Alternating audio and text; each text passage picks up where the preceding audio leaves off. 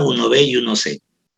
Ahora vamos a hablar de la segunda, la lidocaína. ¿Por qué tenemos que hablar de esta clase que generalmente la 1A, la 1B generalmente tenemos, miren, esto siempre yo les pongo esta diapositiva en cada que vamos analizando cada una de las clases, porque si bien es cierto, ¿se acuerdan de lo que yo les dije en el primario? Toda la clase 1, sea 1A, 1B y 1C, tiene que ver con los canales de sodio. Todas. O sea, no hay una que tenga que ver con algún canal diferente. Entonces, los canales de sodio que vamos a ver va a ser ocasionada el bloqueo por quién, especialmente por la lidocaína. ¿Qué tiene que ver la lidocaína? Es un anestésico local. Ustedes todavía no han visto eso porque se ve en farmacología, en terapéutica, se ve anestésicos. La lidocaína ustedes lo van a manejar muchísimo, especialmente cuando hagan suturas. Cuando tengan que suturar a pacientes, van a ver que con el anestésico que utilizamos, la lidocaína al 2%, y le colocamos en la piel para quitarle, que el momento que nosotros le aplicamos en la piel, en el músculo, en el tejido subcutáneo, lo que nosotros vamos a hacer es bloquear los canales para que no exista conducción del impulso del dolor. Entonces te puedes suturar y no va a haber dolor. Entonces, la lidocaína es un anestésico local, pero también es un antiarrítmico. O sea, que sí lo podemos utilizar como antiarrítmico. Y es así que vamos a hablar de esta primero, la lidocaína. ¿Por qué se caracteriza la lidocaína? Es un anestésico local, es un depresor del corazón. Por eso es que cuando una persona está con taquicardia, si lo que tenemos a la mano es lidocaína, pues le podemos utilizar y va a ayudar a frenar la taquicardia. Es útil como antiarrítmico, especialmente de tipo ventricular. En arritmias auriculares es inútil, no funciona allí. Solamente tenemos más, porque como deprime el músculo cardíaco, el músculo que mayor se contrae es el ventrículo. Por esa razón es en arritmias ventriculares en donde ayuda a frenar y luego el corazón comienza a recuperar su ritmo. Pero en las arritmias auriculares, que son pequeñitas y sin mucha fuerza, no es muy útil. También tenemos que se lo puede utilizar a la fenitoína. La fenitoína es un anticonvulsivante cuando haya una intoxicación digitálica. ¿Qué es esto de la intoxicación digitálica? Nosotros para ayudar a contraer al corazón, para darle inotropismo positivo, que es la fuerza de la contracción del corazón, generalmente en pacientes enfermos con insuficiencia cardíaca sucede esto, que la insuficiencia cardíaca hace esto. No tiene la suficiente fuerza de contracción. Entonces ahí le damos nosotros digoxina, que es un digitálico, y comienza el corazón a latir con fuerza. Entonces ahí nosotros nos vamos a dar cuenta de que ayuda a manejar mucho lo que es la fuerza de contracción, y eso lo hacen los digitálicos. Pero ¿qué sucede cuando se nos va la mano con la digoxina? Porque a veces, miren, la digoxina se maneja dosis respuesta. ¿Qué significa eso? Que de pronto usted ve un corazón con una insuficiencia cardíaca y le da una dosis y tampoco encontramos algo. De pronto le damos más y sigue, pero a veces nos va la mano y comienza a hacer fibrilación. Entonces, en ese momento, cuando comenzamos a tener arritmias ocasionados por los digitálicos, que en este caso es la digoxina, podemos utilizar lidocaína y comienza a frenarse. O sea, en caso de que se nos vaya la mano por intoxicación de digitales, funciona muy bien. ¿Cuál es el mecanismo de acción para que sea considerado como antiarrítmico? Ojo con lo que les digo. No estamos hablando del mecanismo de acción como anestésico local, sino como antiarrítmico. ¿Qué es lo que hace? Suprime la automaticidad que tiene el corazón. O sea, el corazón tiene una contracción automática, le suprime la automaticidad para que comience a contraerse un poco más lento y de esa manera frenar la alteración de la frecuencia cardíaca, y modifica la velocidad de conducción. ¿Desde dónde se genera la velocidad de conducción? Desde el nódulo sinusal. ¿Qué hace? Le enlentece, le pone más lento. a la velocidad de conducción, y de esa manera, si la velocidad de conducción nos está dando una taquicardia, al ponerlo lento, la velocidad de conducción, el corazón comienza a recuperar su ritmo. Y de esa manera, decimos que el mecanismo de acción es prolongar la conducción, o sea, enlentecer, hacerle más espaciada, y el periodo refractario, como los de la 1A también. ¿Qué hace la lidocaína? Ya les dije hace un momento, era un depresor del corazón. ¿Y qué es lo que hace? Deprime la contractilidad del miocardio. Entonces, eso hace que generalmente se convierta en un antiarrítmico, porque al miocardio le quita ese efecto de la automaticidad y lo hace lento la conducción. Y de esa manera el corazón comienza a contraerse un poco más lento y se convierte en un gran antiarrítmico. La lidocaína, nosotros no tenemos aquí en el Ecuador la presentación oral, no la conozco en mis años de médico, nunca he visto lidocaína oral acá. Entonces, por esa razón, no, en otros lugares me imagino habrá. Nosotros lo que tenemos es la vía intravenosa. ¿Cuál es para que funcione como antiarrítmico tenemos que utilizar la vía intravenosa? Acordémonos que la arritmia es una emergencia, ¿sí? En emergencia se administra también por el tubo orotraqueal o intramuscular, y vamos a ver que esta es inactivada, especialmente en el hígado por efecto del primer paso. Si nos vamos a hablar de qué puede ocasionar la lidocaína, como todo fármaco puede tener efectos adversos.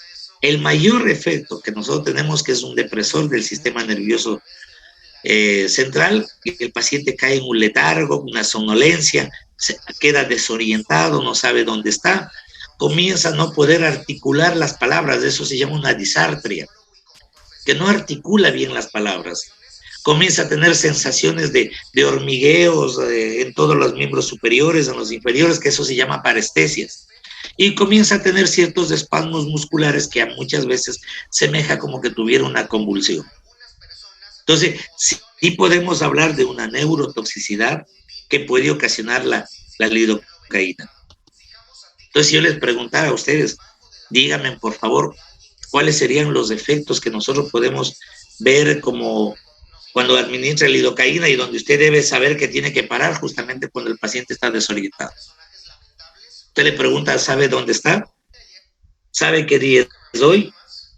¿Sabe qué horas son? Espere, que estoy en clase. ¿Sabe usted que se acordó en el desayuno que desayunó? O sea, usted le hace preguntas y no le contesta bien, no le sabe la fecha, no sabe en qué año está. Es un paciente que está completamente desorientado.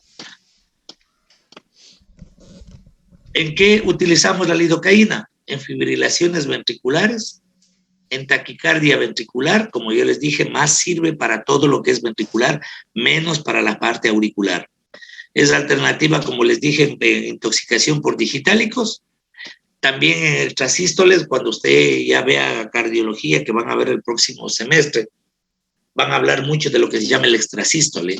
Nosotros tenemos la contracción que es sístole y diástole, y eso loop, loop, loop. Entonces comienza el loop, loop, loop.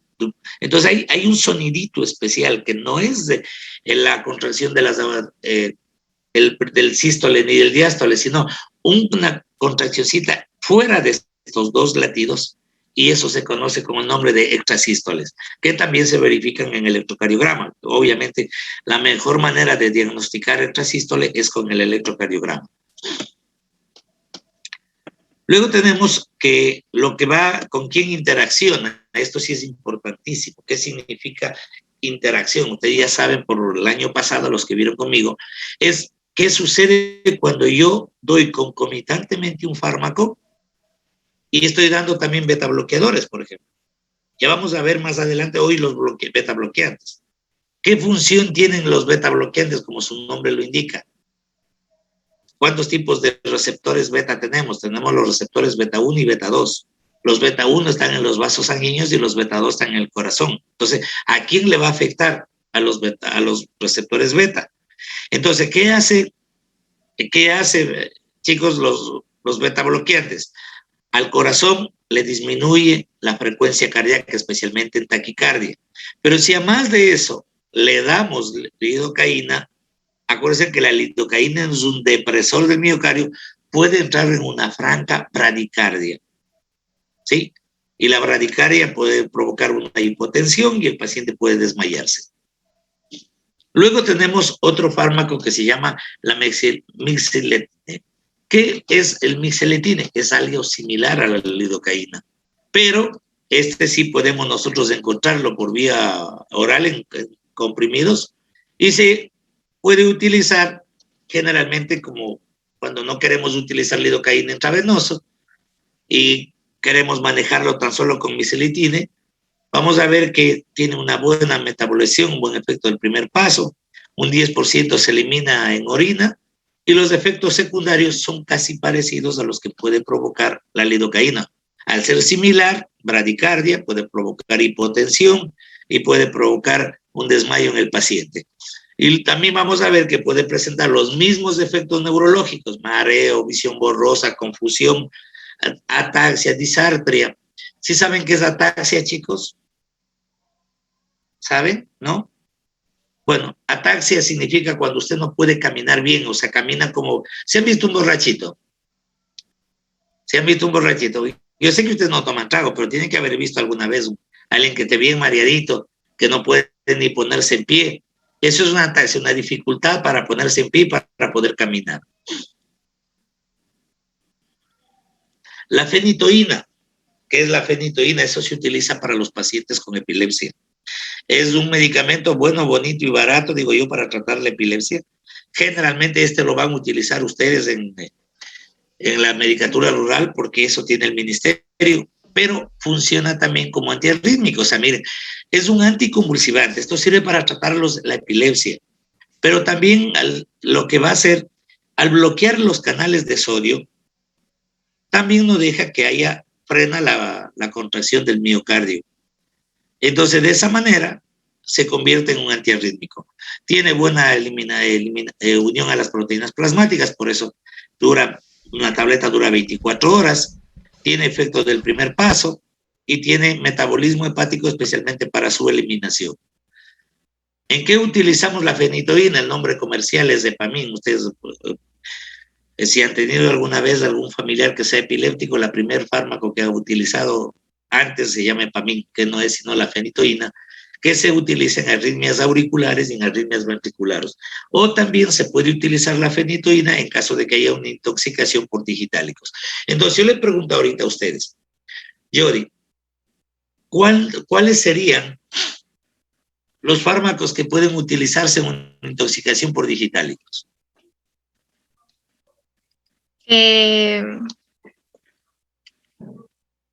¿Cuáles son los fármacos que se utilizaría en caso de que haya una intoxicación por digitálicos? Sería, por ejemplo, el mixiletine, la lidocaína. No ayuda. No, mijita. No.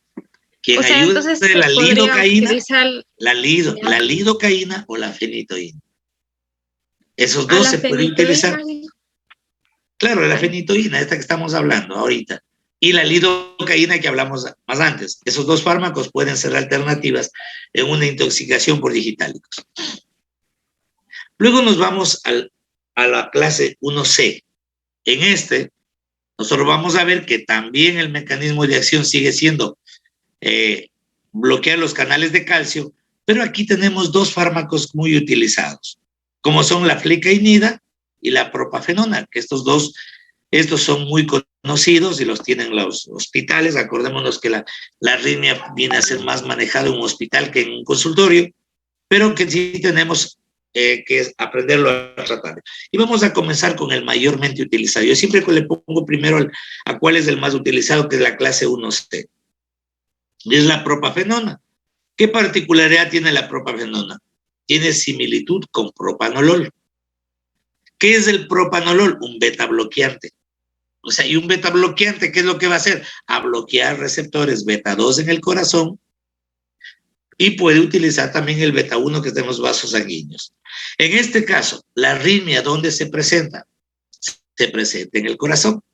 Entonces, ¿qué va a hacer la propafenona? A actuar como que fuera un beta bloqueante. Miren lo que les digo, como que fuera un beta bloqueante, pero no es beta bloqueante, sino que bloquea los receptores beta del corazón e impide, además de eso, bloquea los canales de sodio y de esa manera disminuye, lo convierte al corazón en un órgano depresor que comienza a disminuir especialmente la frecuencia cardíaca y de esa manera controla la arritmia. ¿Qué es lo que hace? Bloquea los canales de sodio, como les dije hace un momento, y tiene un pequeño efecto bloqueante de los canales de calcio. Esto es muy, muy, muy pequeñito. Ya veremos más adelante que hay otros fármacos que bloquean los canales de calcio, pero como les dije, la propafenona actúa sobre los canales de sodio muy particularmente. Puede encontrarse vía oral, vía intravenosa. La vía oral es casi completa. Un pico plasmático de 2-3 horas, unión a proteínas del 90%, y por lo general, todos los que hemos hablado, chicos, todos los fármacos que hablamos de aquí, todos tienen metabolismo hepático, especialmente para eliminarse. Que eso es un dato que usted tiene que tener muy claro. ¿En qué casos? En caso de que nosotros tengamos problemas de insuficiencia hepática, en caso de que haya un paciente con problemas hepáticos. Si sabemos que tiene que ir al hígado a metabolizarse para poder eliminarse, son fármacos que uno tiene que aprender a tener cuidado. ¿Qué es lo que hace todos estos fármacos? Si ustedes pueden ver los efectos adversos, casi siempre son los mismos. Bradicardia, hipotensión. ¿Por qué?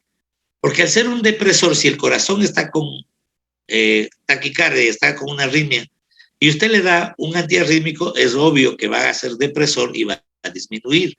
Pero llega un momento en que te disminuye tanto que le da, en vez de ayudarle, le da una bradicardia, y un paciente bradicardio le da hipotensión y un paciente hipotenso se desmaya. Entonces, podemos encontrar con eso. Como también administramos por vía oral la propafenona, puede tener efectos gastrointestinales como son náusea, dolor abdominal, vómito, etc. ¿Y con quién interacciona generalmente? Interacciona con la cimetidina, que es un antiácido, interacciona con la digoxina, que es un digitálico, y con la warfarina, que es un anticoagulante. Cuando se utilizan asociado, pueden interaccionar y disminuir el efecto inotrópico negativo que generalmente se busca. ¿En qué utilizamos la propafenona? Y si ustedes alguna vez, no sé si han visto El Buen Doctor, ¿han visto la serie El Buen Doctor? ¿Alguien de ustedes ha visto? Bueno, les recomiendo que vean esa serie, es muy buena y ustedes van a escuchar generalmente paciente arrítmico, comienza y dice, póngale un 12C de propafenona. O sea, en los hospitales se maneja esto porque es un excelente antiarrítmico. Luego tenemos la flecainida, que es otro tipo de depresor del corazón, que viene por vía oral o que también viene por vía intravenosa y es útil especialmente para las arritmias más ventriculares y también las auriculares, pero en menor proporción. ¿Qué es un potente bloqueador de los canales de sodio? ¿Qué en consecuencia tenemos? Efecto inotrópico negativo. ¿Qué significa un efecto inotrópico negativo? Que va a disminuir la fuerza de contracción. De toda manera, siempre que, por ejemplo, esto es un dato importantísimo que está ahí, que la flecainida, como es un potente depresor del corazón, no se debe administrar en pacientes que hayan tenido un infarto agudo de miocardio. Por decirle algo, el paciente hace un mes tuvo un infarto. Entonces, en ese paciente no se debe administrar porque ya de por sí el corazón está dañado. Y si le vamos a deprimir más al corazón, pues podemos provocar un segundo infarto. ¿Cuáles son los efectos adversos? Miren, casi todos tienen los mismos efectos. Son efectos neurológicos, parestesia, visión borrosa, bradicardia, hipotensión, los mismos que habíamos visto, ¿no?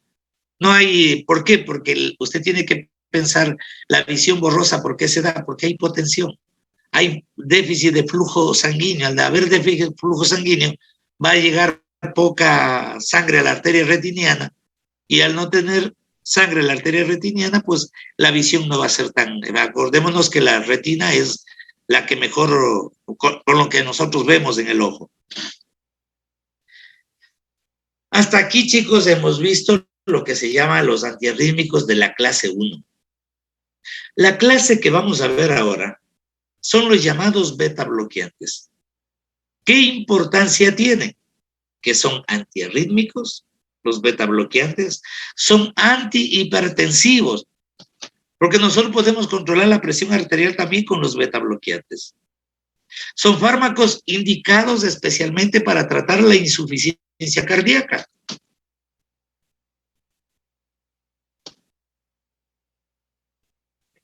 Entonces, si usted hace un análisis, los beta bloqueantes son multifacéticos, podríamos llamarlo así, ¿no? Y de hecho, dentro de los beta bloqueantes hay algunos que se llaman, que son no selectivos y cardioselectivos. Inclusive algunos beta bloqueantes son utilizados para tratar la migraña, chicos. Especialmente el propanolol. Porque también tenemos receptores beta a nivel del sistema nervioso. Entonces, ¿cuáles son los beta bloqueantes? Todos los que terminan en LOL. Propanolol, metoprolol, timolol, esmolol. Todos los que terminan en LOL son beta bloqueantes. Menos lo del sotalol, que es un fármaco que no pertenece a la familia de los beta bloqueantes. Veamos cuáles son los principales beta bloqueantes. ¿Qué función tienen importante estos fármacos? Son antiarrítmicos. En este caso, yo lo estoy mencionando como antiarrítmico, pero cuando veamos fármacos para tratar la hipertensión, también los vuelvo a mencionar como antihipertensivos.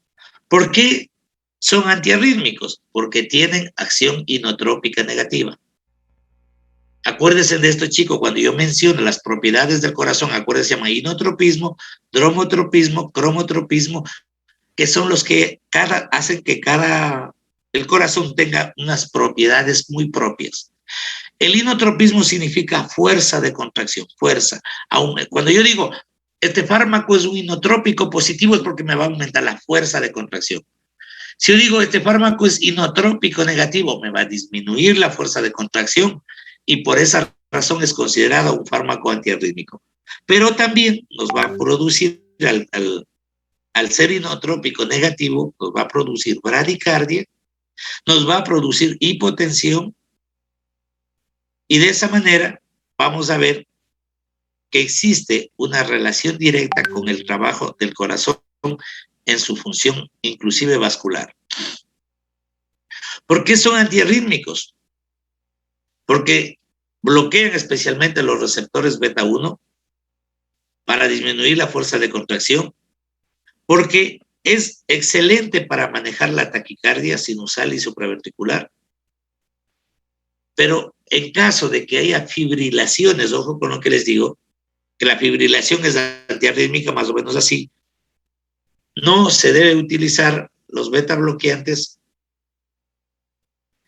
en este caso, porque pueden ocasionar alteraciones de una bradicardia severa, dar una hipotensión severa y el paciente puede estar en algún lugar manejando algo y se puede desmayar y tener un accidente. Entonces, vamos a ver qué significa selectividad. La selectividad significa que van a ayudar a algo que se llama la acción estabilizadora de membrana. Voy a explicarles qué es esto. Los receptores beta 1, generalmente, no todos los beta bloqueantes tienen selectividad sobre el beta 1. Hay algunos que tienen sobre el beta 2, otros sobre los beta 3. Pero, ¿qué es lo que hacen? Estabilizan la membrana de la célula miocárdica y no le permite despolarizarse.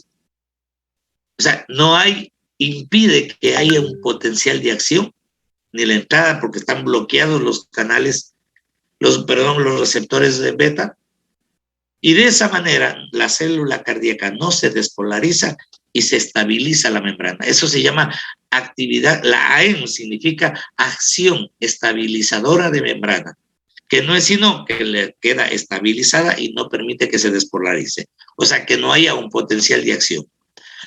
Entonces, ahí tenemos las características de los beta bloqueantes. Tenemos los no selectivos, que poseen acción estabilizadora de membrana, como son propranolol, alpranolol, propanolol, pindolol, nadolol, sotalol. Pero los cardioselectivos, esos son solamente los que van a actuar a nivel de corazón, muy especialmente sobre los receptores. Y ahí tenemos el que ustedes van a escuchar mucho, el bisoprolol. El bisoprolol es un fármaco que lo utilizan todos los cardiólogos. Acuérdense de bisoprolol y carvedinol. Son dos de los que ustedes van a escuchar muchísimo en los hospitales, muchísimo en las consultas con los cardiólogos, y acuérdense que si les recetan bisoprolol es porque algún problema tiene el corazón y tenemos que bloquear los receptores beta.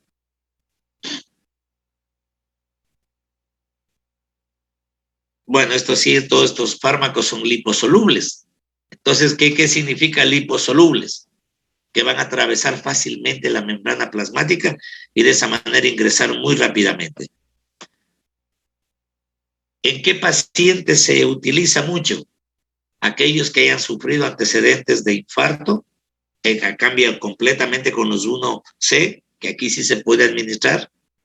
También, si de hecho, un paciente con insuficiencia cardíaca y que esté propenso a un infarto, se le administra de por vida. Siempre va a ir metido en su tratamiento un beta bloqueante selectivo. Que eso puede ser el bisoprolol o el carvedinol. ¿Para qué lo utilizamos? Para enlentecer la respuesta ventricular. Como ustedes ven, todos tienen un efecto inotrópico negativo y ayuda generalmente a controlar como tratamiento antihipertensivo, que ya les decía, para prevenir un accidente cerebrovascular. Este también es otro cuadrito donde tienen los receptores beta 1, beta 2 y también los alfa 1. Generalmente beta 1 son corazón y son los no selectivos, y los selectivos generalmente tenemos, como les decía, nebivolol, metoprolol, bisoprolol, todos ellos, ¿no? Esta es otra clasificación que tenemos. Aquí tenemos el nombre del fármaco. Casi todos tienen lipofilia. Miren todo esto. A duras penas el atenolol tiene baja, que este acá no tenemos, pero casi todos tienen alta la liposolubilidad para tener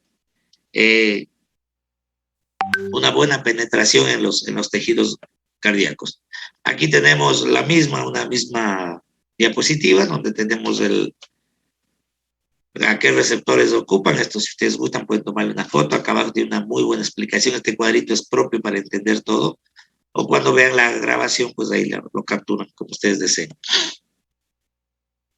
Este es otro cuadrito que para qué sirve, cuáles son. Mire, este cuadrito es muy, muy bonito porque nos dice en hipertensión, en angina, en la arritmia, cuáles son los que más se utilizan. Y aquí tenemos el ISA, no es sino actividad simpático-mimética, y el AEN es acción estabilizadora de membrana. Aquí tenemos sí es un bonito cuadro, chicos, las dosis especialmente. En caso de arritmia, ¿cuánto se debe dar? Del atenolol, del sotanolol, el nadolol, el oxprenolol. En caso de arritmia, miren, ahí tenemos cómo tomar y cómo dar, ¿no? Esta es una tablita muy actualizada, chicos, que lo deben utilizar y tenerlo como grabado en su celular, especialmente por la emergencia que en algún momento pueden tener cuando hagan sus prácticas hospitalarias. ¿Cuáles son las principales contraindicaciones que tenemos de los beta bloqueantes? No en enfermedades broncoespásticas. ¿Por qué no en enfermedades? Porque también los receptores beta están en los bronquios.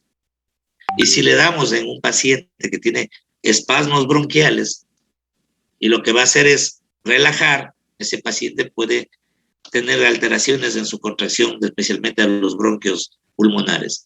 No se debe dar en insuficiencia cardíaca congestiva. Ahí es obvio. ¿Por qué? Porque tiene un corazón encharcado, y lo que hay que hacer mejor es ayudar a que se envíe toda esa sangre que está retenida por cuestiones de problemas de tipo valvular. En caso de anomalías de conducción cardíaca, ya sabemos que si es que el corazón está deprimido, no le vamos a dar porque lo vamos a deprimir más, etcétera. Y en caso de que hay un paciente con bradicardia, no le vamos a dar beta bloqueante porque le damos una bradicardia más severa. Interacciones, ¿cómo se debe? No se debe dar justamente con bloqueadores, pero de los canales de calcio, como son el verapamilo, o el diltiazem, o la nifedipina, la amlodipina, que son antagonistas de los canales de calcio porque pueden inducir a una hipotensión bastante grave. La dosis ya vimos en ese cuadrito que está arriba y también está en el libro, y como siempre les digo yo, la dosis es lo que nosotros debemos manejar. Eso es la única cosa que tiene memoria. Luego nos vamos a los PEPA. Yo siempre digo los PEPA, los que realmente son los mejores, como son los llamados la clase 3, que tienen acción directa sobre los bloqueos de los canales de potasio. Esto tenemos la miodarona, acuérdese muchísimo de la miodarona, del bretilio, de la similida, pero más de la miodarona. ¿Por qué? Porque ese es el que todos los hospitales tienen, y por lo general llega un paciente con una arritmia severa y generalmente dice, póngale en amiodarona intravenosa. Y ese es el salvavidas. Eso, acordémonos que la acción de este es generalmente en los canales de potasio. Veamos la miodarona. La miodarona no es sino un derivado del soflurano. Generalmente tiene una similitud con la tiroxina, que es la T4, que es lo que nosotros damos en el caso de hipotiroidismo, cuando haya deficiencia de hormona T4. Generalmente se utiliza para deprimir la función del nódulo sinusal y de esa manera disminuir la frecuencia cardíaca. Esas son las acciones importantes electrofisiológicas. ¿Qué hace? Deprime al nódulo sinusal, deprime la conducción a nivel de miocardio, enlentece la conducción, y de esa manera vamos a ver que va a hacer que el corazón recobre su ritmo normal. Miren que esto es tan sencillo de entender, ¿no? ¿Cuál es el sistema de conducción? Nódulo sinusal, nódulo auriculoventricular, haz de His, rama derecha, rama izquierda, fibras de Purkinje.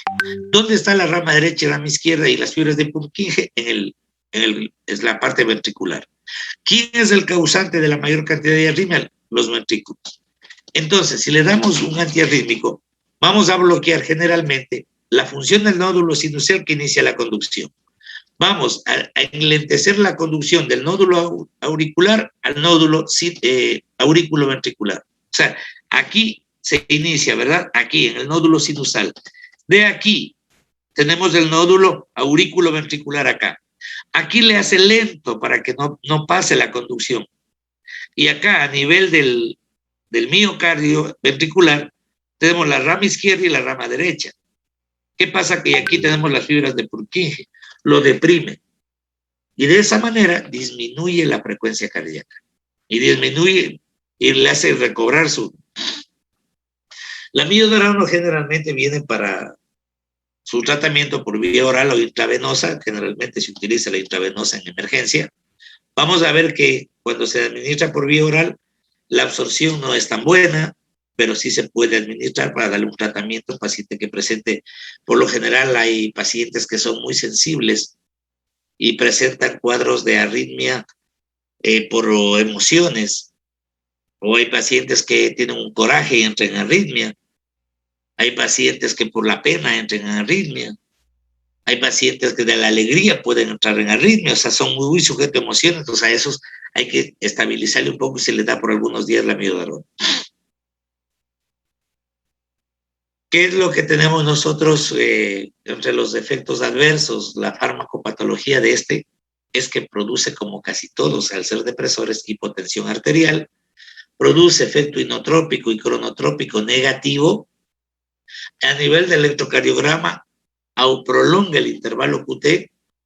Vean esto, lo que sucede a largo plazo. Vean estos cristales que tenemos a nivel de córnea, lo que hace que dificulte la visión. Puede dar fibrosis pulmonar, como aquí todo este pulmón está fibrosado, pero eso es en dosis a largo plazo. Pero ¿cuáles son las mayores? Además de eso, los trastornos neurológicos que ocasionaban los 1A, los 1B, los 1C, ¿qué son? Temblor, cefaleas, ataxia, que les dijera la dificultad de caminar, puede presentar visión borrosa también, Y como viene por vía oral, puede presentarnos trastornos gastrointestinales, entre ellos la náusea y la anorexia, falta de apetito y vómito. ¿Y nosotros para qué se utiliza? Fibrilaciones ventriculares, taquicardias ventriculares, que son generalmente las más frecuentes. Entonces, cuando por lo general un paciente viene con fibrilación ventricular o taquicardia ventricular, la miodarona es algo que les va a salvar la vida a cualquiera. También puede ser útil en el flúter auricular, o sea que es unas contracciones así a manera de, sin ritmo, sin nada, pero muy rápidas, que se llama flúter auricular. Y aquí tenemos justamente con quién puede interaccionar. Con todo. ¿Qué habíamos visto con los anteriores? Interactúan con los digitálicos, como la digoxina, interactúan con la warfarina, que es un anticoagulante oral, y puede potenciar, ojo, el efecto de los beta bloqueantes. Entonces, ¿qué es lo que pasa? Si usted está dando un beta bloqueante como antihipertensivo y de pronto da miodarona, puede provocar ese efecto y dar una bradicardia severa, una hipotensión severa, una depresión de la contracción del corazón, y el paciente puede sufrir unos desmayos. ¿Cómo le utilizamos la miodarona? Generalmente en dosis de 5 miligramos kilo en 5 a 10 minutos, muy lentito. Miren, 5 a 10 minutos tenemos que para poder administrar 5 miligramos kilo, o puede ser utilizado en bolo, que significa en bolo, colocado en un suerito y que le vaya administrado más o menos en 15 a 30 minutos. Esa es una manera de tratarlo en emergencia. Aquí tenemos la dosis que ya les dije ahorita. En RCP también se puede utilizar si el corazón está en una fibrilación y hay que darle reanimación cardiopulmonar. Se utiliza también dosis intravenosa de 300 miligramos diluidos en 20 ml de dextrosa e inyectados rápidamente. Acuérdense que si estamos en RCP, quiere decir que el paciente se está muriendo. Entonces hay que utilizar rápido y colocar lo más rápido posible y en dosis altas. Acuérdense lo que yo siempre les dije cuando hablábamos el semestre pasado. Las dosis altas se utiliza especialmente en emergencia. ¿Por qué? Porque usted tiene que sacarle a ese paciente, resucitarlo, porque ese paciente está más para morirse que para vivir.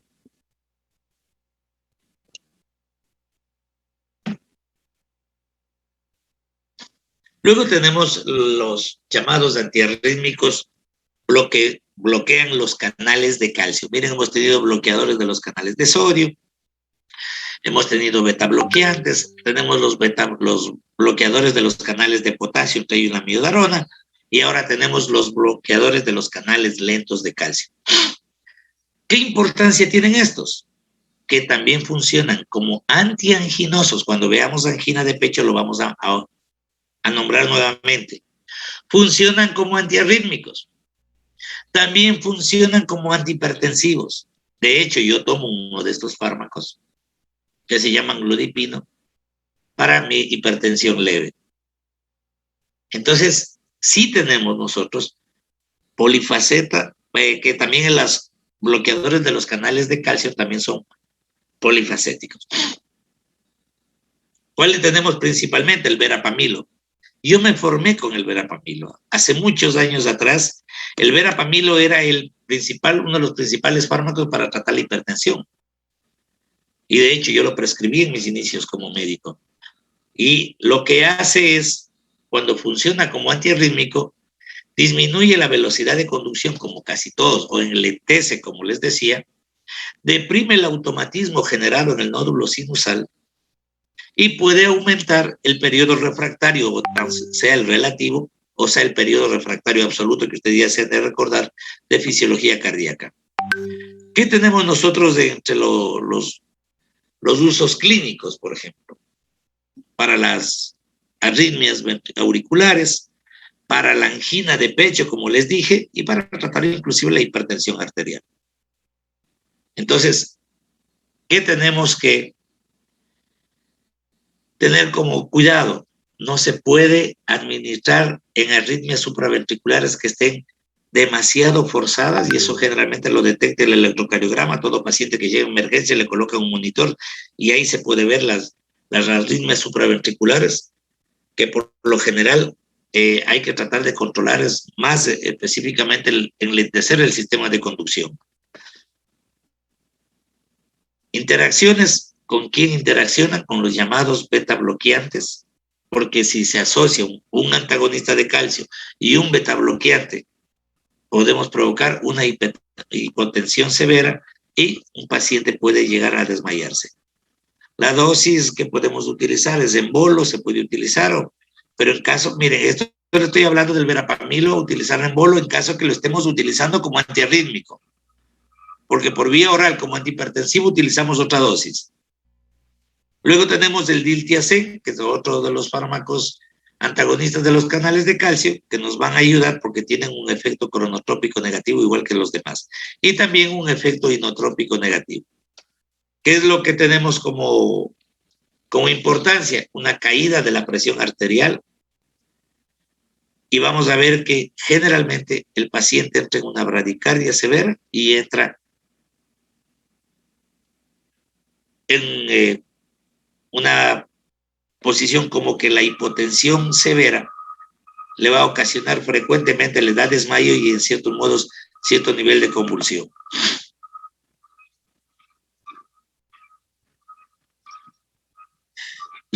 Bueno, chicos, podríamos decir que